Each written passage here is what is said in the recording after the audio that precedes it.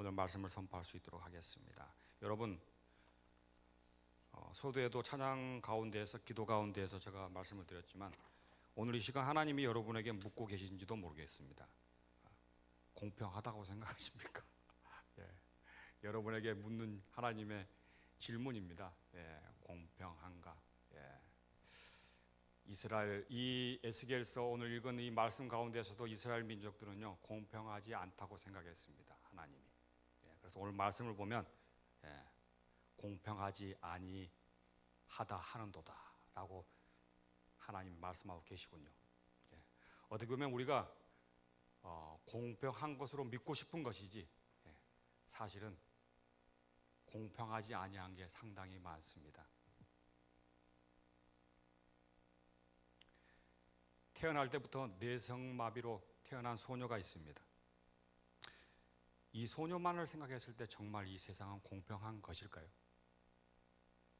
태어날 때 남자로 태어났는데 새어머니 밑에서 태어났어요. 그래서 윗 형들에게 구박을 많이 받습니다. 어떻게 보면 자기 의지와 상관이 없는데 공평하지 않다고 볼 수 있습니다. 오늘 에스겔서 18장 29절의 말씀 가운데서도 공평이란 단어가 등장합니다. 이 공평은 도대체 어떤 공평이었길래 또 세상에 살아보는 나의 상황과 처지 속에서 어떤 사람들은 잘 살고 태어날 때부터 유산이 많았고요. 또 자식을 낳았는데 그 자식은 왜 이리 똑똑한지요? 근데 나의 자식은 왜 이리 넌 누구 닮았니? 저 닮았습니다. 우리 자식들은 지적 있으면 다 제 잘못이죠. 어떻게 보면 공평하지 않은 게 많습니다. 그리고 그 어려운 환경과 여건에 처져 있는 사람에게 공평을 말하면서 하나님이 공평하다고 말씀하시면서 참고 인내라, 인내하고 견뎌라 라고 말하는 것은 정말 어떻게 보면 또 가혹한 거일 수도 있습니다. 오늘 에스겔서 18장 29절에 나온 공평이라는 단어는 어떤 단어일까? 제가 한번 원어적으로 찾아봤어요. 이타겟이라는 단어더군요. 이 단어의 어원이 저는 뭔가 색다른 게 있는지 알았습니다. 하나님이 공평하다고 했기 때문에 우리가 말하는 그런 세상의 공평, 그런 것보단 다른 뭔가 단어가 의미가 있겠지라고 찾아봤는데 제가 읽어드리겠습니다. 저울을 달아서 좌우 균형이 맞는 상태를 나타내는 단어이다. 우리가 생각하는 그런 공평입니다. 그래서 이 원어를 찾아보더라도 도저히 이해가 안 됩니다. 이 세상을 바라보면 많은 것이 불공평해져 있는 것 같습니다. 오늘 말씀의 이스라엘 민족들도요 공평하지 않다고 하나님께 올리고 항소를 합니다. 민족도 여러 민족이 많은데 하나님이 택한 민족을 왜 심판하십니까? 왜 멸망하게 하십니까? 공평하지 않습니다 라고 얘기하는 겁니다. 어떻게 보면 이 말이 맞는 것 같은데 하나님께서는 그것을 이 말을 정정해 주십니다. 공평하다. 공평하다. 오늘 이 한 구절을 통해서 하나님이 말씀하시는 공평은 무엇일까요? 그것을 깨닫는 귀한 시간 되시기를 소망합니다. 하나님이 원하시는 공평을 깨닫고 나의 삶을 바라보는 겁니다. 그래서 진정한 하나님의 신실하심, 공평하심을 찾고 기도하고 느끼는 게 오늘 예배의 목표입니다. 하나님이 저에게 주시는 감동입니다. 그걸 선포하고자 합니다. 도대체 뭐가 공평하다는 것일까요? 하나님께서는 무엇이 공평하다고 말씀하시는 걸까요? 첫 번째는 이 해답은 결론적으로 얘기하자면 이렇습니다. 하나님의 주권적 사랑과 은혜가 공평합니다. 뭐라고요? 다시 한번 따라해 보실까요? 하나님의 사랑의 주권과 은혜. 이 답을 깨달으려면 마태복음 20장의 포도원들에 대한 품꾼 비유를 정확하게 예수님이 오셔서 설명해 줍니다. 저는 이 마태복음 20장의 포도원 품꾼 비유가 도저히 이해가 안 갔습니다. 내용은 이렇습니다. 우리가 일을 하게 되면 포도원 주인이 하인들을 고용해서 포도를 수확하게 합니다. 어떤 일꾼들은 8시부터 와서 일에 참여합니다. 아침 8시간을 일하는 거죠. 계속 일했습니다. 그런데 어떻게 된 일입니까? 일이 끝나기 1시간 전에 도착한 일꾼들이 있습니다. 그 일꾼들도 1시간 일했어요. 나는 8시간 일했는데. 근데 주인이 와서 값을 치릅니다. 어떻게 값을 치렀어요? 똑같이 한 데나리온씩 줍니다. 똑같이 주니까 공평하네 라고 생각할 수 있겠지만, 한 개씩 딱 주니까 8시간 일한 사람이 그 모습을 딱 보면서 어때요? 화가 치밀어 오기 시작합니다. 나는 8시간 일했는데, 나는 한 달 한 데나리온 받았는데 쟤도 한 데나리온을 받아? 이게 말이 돼? 여러분은 말이 된다고 생각하십니까? 저는 정말 말이 안 됩니다. 일한 대로 받아야지요.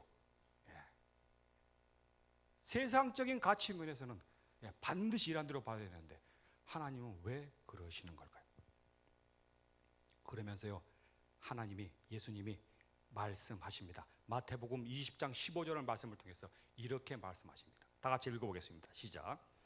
내 것을 가지고 내 뜻대로 할 것이 아니냐, 내가 선함으로 내가 악하게 보느냐.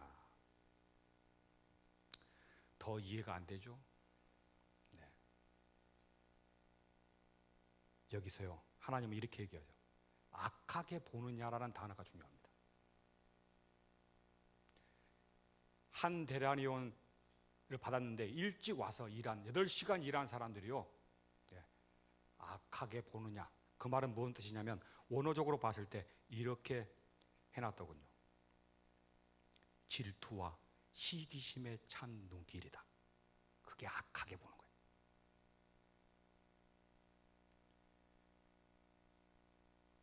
여덟 시간 일한 사람이 마지막에 늦게 온 사람이 한 데나리온을 가지고 보고요, 악하게 보는데요, 악하게 보는 그 내용이 뭐라고요? 질투와 이기심이야. 여러분의 삶 속에서도요, 공평하지 못하게 생각되는 그 가운데에서요, 여러분이 첫 번째 질투와 이기심이 들어있습니다. 우리만 못 사는 것 같아. 나만 좀 못나게 태어난 것 같아. 나만 하나님께 뭔가 자꾸 지적을 받는 듯한 생각이 들어.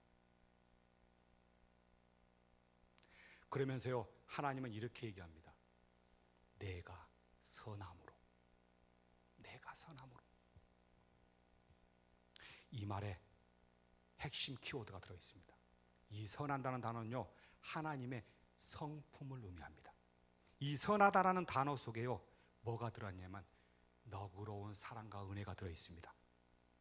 오늘 이 시간 이 내용을 깨달아야 됩니다. 저도 이 내용을 잘 설명해서 여러분에게 진정한 공평을 느낄 수 있도록 알려줘야 됩니다. 어떤 것일까요?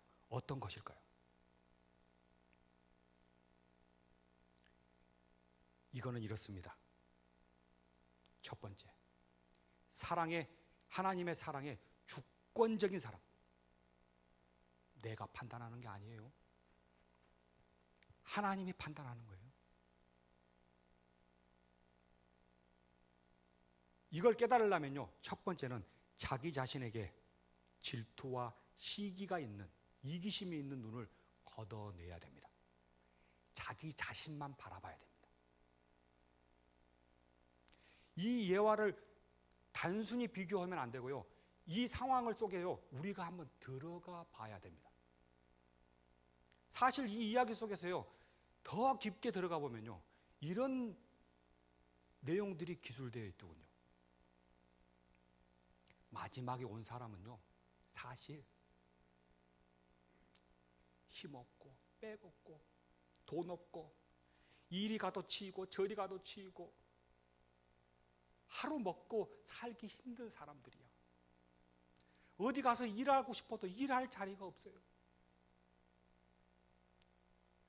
먼저 8시 온 사람은요, 어딜 가도 일할 수 있는 사람이에요. 사지가 멀쩡해. 나름대로 먹고 살아. 자식도 있고 집도 있고 땅도 있어. 그러나 일하는 거야. 하나님이 보시기에는, 하나님이 가지고 있는 주권적 사랑은요, 내가 많이 가지고 적게 가지고 많이 일하고 그런 개념이 아닙니다. 오히려 더 늦게 온 그 사람이요, 어렵고 힘든 가운데에서도요, 어떻게 하면 하루를 벌어서요 살아 먹을 수 있는가, 그거를 하나님은 깨달으신 겁니다. 그래서 주권적 은혜의 사랑으로요 그 사람을 채용한 거예요. 그리고 한 달란트를 준 거예요.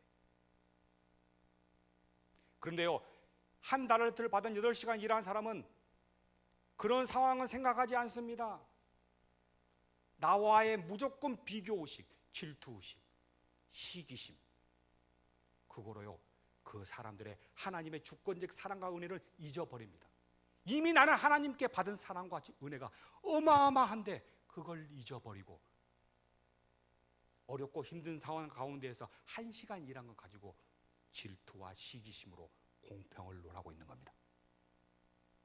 나에게는요 한없이 은혜입니다. 그러나 타인에게는요 공평한 잣대로 들이대는 겁니다. 오늘 시간 이걸 깨닫는 귀한 시간 되었으면 좋겠습니다.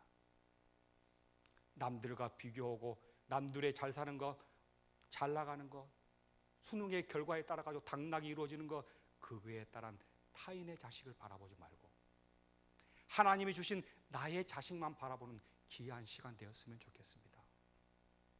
더 쉽게 예를 들어주면 이렇습니다. 열 손가락 깨물어서 안 아픈 손가락이 없듯이 애를 낳아도, 자식을 낳아도, 3명을 낳아도 한 자식에게는 항상 미안한 게 있어요. 우리 둘째 아빠를 잘못 만나가지고 중학교 1학년 때 한 번 이사, 중학교 2학년 때 한 번 이사, 중학교 3학년 때 한 번 이사, 중학교 때 3번 이사했어요.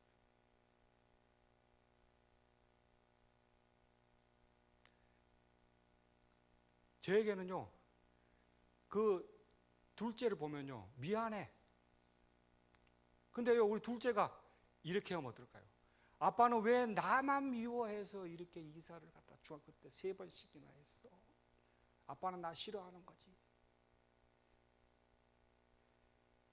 부모 입장에서는 어떻습니까? 마치 상황과 여건상에서 우리 둘째를 차별한 것 같지만 사실은 더욱더 사랑하고 있는 겁니다.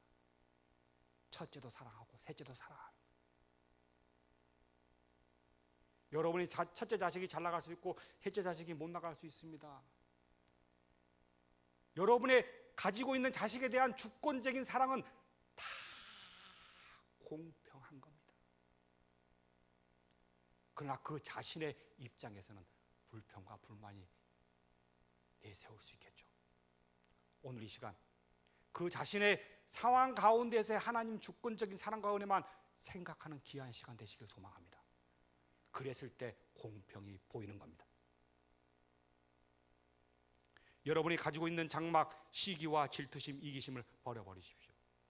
나에게만 항상 은혜를 베푸고 타인을 바라보면서 공평의 잣대로 들이대지 마십시오. 오로지 이 순간 나는 나대로 하나님만 생각하고 하나님만의 사랑만 받은 자로서 그 은혜에 감사했을 때 하나님이 공평하심이 드러나게 되는 겁니다.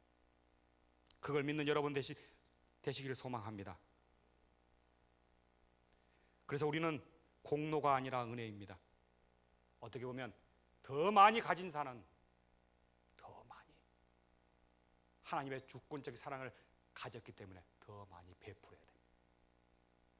오늘 하루 힘들고 어렵고 찌질이도 어려운 그 상황과 여건 가운데에서도 비록 공평하지 않다고 생각하지만 그 가운데에서 하나님의 주권적인 사랑과 은혜를 생각하십시오. 그리고 가진 자가 더불어 나눠주는 그런 사회가 어떻게 보면 하나님이 원하시는 진정한 하나님의 주권적인 사랑임을 믿습니다. 여러분 가정에서도 그걸 실천할 수 있는 여러분 되시길 소망합니다. 그리고 두 번째는요, 에스겔서 18장 29절 그 다음 절 30절 말씀을 한번 보겠습니다. 여기서 보면 사람이 행한 대로 심판할지라 라고 되어 있어요. 오늘 29절 말씀에 이어서 30절 말씀이 들어갑니다. 하나님은 공평하다고 말씀하셨어요. 첫 번째는 뭐가 공평하다고요? 하나님의 주권적인 사랑과 은혜가 공평하다. 두 번째는요, 분배의 공평이 아니라 심판의 공평이다. 분배의 공평이 아니라 심판의 공평이다. 우리는 지금까지 다 비교의식과 질투심과 이기심으로 나와 너를 비교하면서 상대하면서 공평하지 않다는 그런 분배적인 공평적을 얘기합니다. 그러나 그런 불합리한 분배도 있겠죠. 어떻게 보면 맞을 수도 있습니다. 그러나 이 모든 것을 어떻게 한다고요? 심판으로 완성합니다. 그래서 최종적으로는 하나님 가운데서요, 하나님 나라 가운데서 공평을 이루십니다. 특전사 707 부대 가면 이렇게 적어놨어요. 결과로서 과정을 증명한다.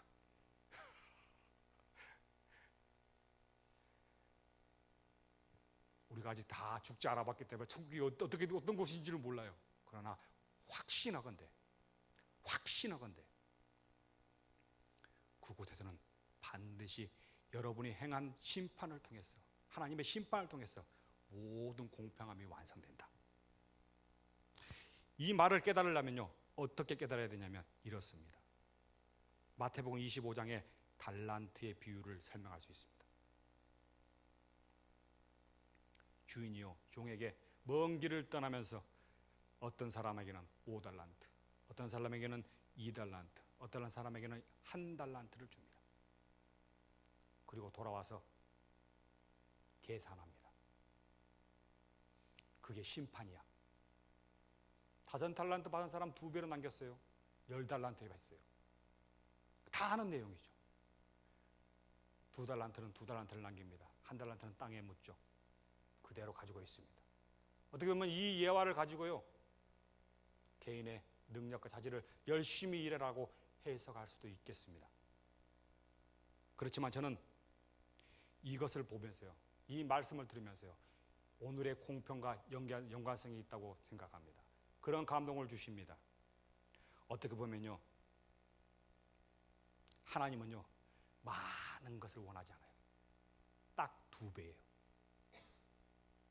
5달란트 받은 사람은 10달란트를 원하고요, 2달란트 받은 사람은 4달란트를 원해요. 1달란트 받은 사람은 2달란트만 있으면 됩니다. 내가 태어날 때 뇌성마비 소녀로 태어났다.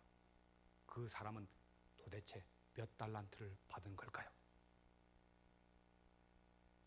1달란트도 안 됩니다. 0.00000000001 달란트 될까요? 그 상황에서요, 좌절하면 안 됩니다. 실망하면 안 됩니다. 하나님이 공평하지 않다고 원망하면 안 됩니다.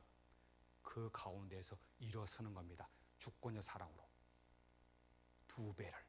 그러면 0.000000002만 하면 됩니다. 하나님은 그거를 다 보신다는 겁니다. 그런 상황과 여건에서 이겨낸 그 자를 결국에는 심판으로 완성해 나가는 겁니다. 나는 태어날 때부터 잘 태어났어요. 5달란트가 뭡니까? 10달란트, 200달란트를 갖고 태어났습니다. 그렇지만 떵떵거리고 놀고 200달란트 받았으면 400달란트를 벌어서 어려운 사람, 힘든 사람 나눠주고 돌봐주고 감싸주고, 그게 2배로 버는 겁니다. 그걸 심판하시는 겁니다. 뇌성마비를 가진 그 소년, 소녀는 시인입니다. 그 소녀는 하나님의 주권의 사랑을 깨닫고 완성합니다. 모든 찬양을 만들어요. 나 가진 재물 없으나, 나 가지지 못한 건 가졌네. 그 찬양을 합니다. 결국 하나님의 사랑을, 주권적 사랑을 자기가 획득한 거예요. 그럼으로써 하나님의 공평을 완성합니다. 그분은 결국 하나님이 심판의 꼭대기에 섰을 때 하나님이 친히 보상할 줄 믿습니다. 그리고 두 번째는요, 이러한 공평은요, 나를 통해서 하나님이 또 완성하고 나가고자 합니다. 이 사회의 분위기, 어려운 사람, 내가 좀 더 가졌다, 그 사람을 더욱 2배로 성장해서 어려운 사람에게 나눠주는 겁니다. 친절을 베푸는 겁니다. 힘든 사람 감싸고 같이 기도해 주는 겁니다. 사랑을 나누어 주는 겁니다. 그럼으로써 전체가 하나님 사랑 안에 들어가는 겁니다. 그게 공평입니다. 그게 하나님이 그것을 심판하신다는 겁니다. 그걸 믿는 여러분 되시길 소망합니다. 지금까지 얘기한 하나님의 주권적 사랑과 심판의 공평을 통해서 하나님은 모든 것을 공평으로 완성하십니다. 신실함으로 완성하십니다. 그러나 나에게는 와닿지 않죠. 너가 이런 현실을 살아봐라. 어떻게 되는지. 그런 사람이 있다면 오늘 마지막 제가 들은 간증을 소개합니다. 제가 월요일날 운동으로 가는데 이 간증을 듣고 눈물이 차 타고 이렇게 가는데 눈물이 그냥 어느 목사님이 있었습니다. 미국에 목사님이 계셨어요. 그 목사님도 장애인인데 한 살 때 남자아이를 입양합니다. 형하고 누나가 있음에도 불구하고 한 살 되는 아이를 집안으로 입양합니다. 그 아이는 입양을 해서 그런지 눈치를 많이 봐요. 어렸을 때부터. 형하고 싸워요. 형하고 좋은 장난감 있으면 가지고 싸우겠죠. 그러면 형이 뺏어갑니다. 친자가 뺏어가죠. 이 입양된 아이는요, 그러면 울어요. 그리고 집으로, 자기 방으로 들어갑니다. 그리고 이불 뒤집어 쓰고 가만히 있습니다. 목사님이 생각하기에는요, 눈치가 많은 아이야. 혹시 나를 버려버릴까 봐.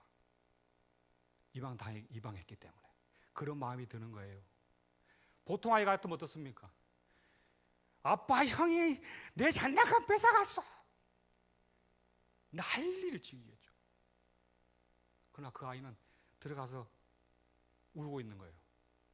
아빠 목사님이 가가지고 너 괜찮냐? 괜찮아? 아이의 대답은 이렇습니다. Daddy, I'm okay. 아빠 나 괜찮아요. 그런데 어느 날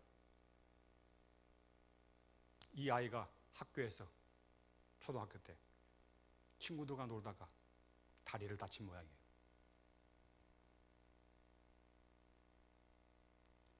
전화 연락이 왔어요. 아빠, 내가 친구들과 운동하다가 다쳤어요. 그래? 많이 아파? 항상 하던 말. Daddy, I am okay. 아빠 나 괜찮아요. 그런 줄 알고 아빠는 교회 일에 너무 바빠서 계속 돌봤습니다. 돌보지는 못했어요.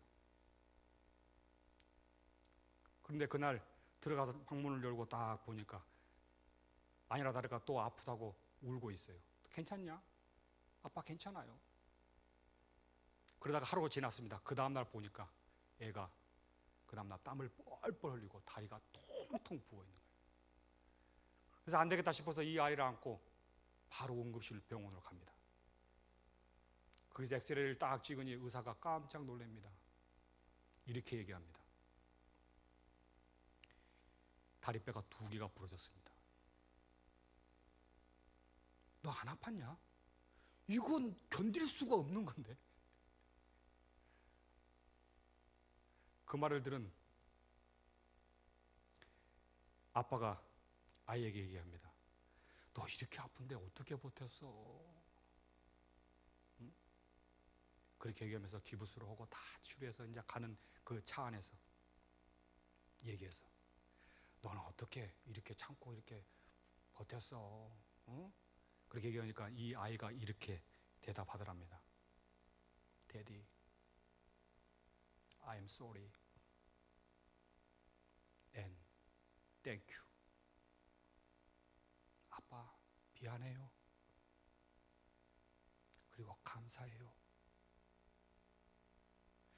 그 말을 들은 아빠가요, 화가 나는 거야. 야, 이놈의 자식아.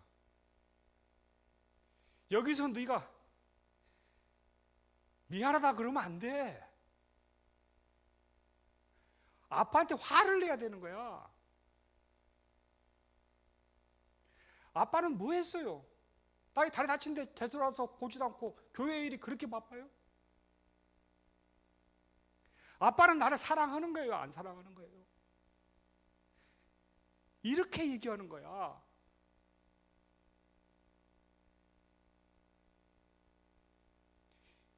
이 말을 듣고요, 저도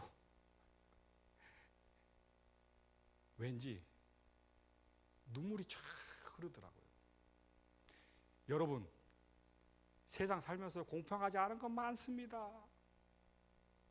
어려운 일 당할 때도 많고 때로는 속이 상할 일도 많습니다. 때로는요, 이것이 공평히 느껴지지 않다고 생각했을 때 때로는요, 참지 마시고 여러분의 있는 속마음을 그대로 하나님께 고백하십시오. 그러면 하나님께서, 성령님이 그 기도 가운데서 진심으로 공평이 뭔지를 알려주실 것입니다. 말씀의, 사랑의 언약의 말씀으로 여러분 가운데 임재하면서 내가 너를 다 안다. 진정한 신실한 하나님이 여러분 가정에 임재할 줄 믿습니다. 나는 하나님을 믿기 때문에 참아야지, 견뎌야지, 인내해야지, 어떻게든 나가봐야지. 진정한 하나님은 그걸 원하지 않습니다. 주권적인 사랑을 하나님이 강림하셔서 때로는 답답한 여러분의 마음을 시원하게 어루만져 주실 겁니다. 오늘 예배를 통해서, 찬양을 통해서, 기도를 통해서 그런 성령님의 음성을 듣는 귀한 시간 되시길 소망합니다. 기도하겠습니다.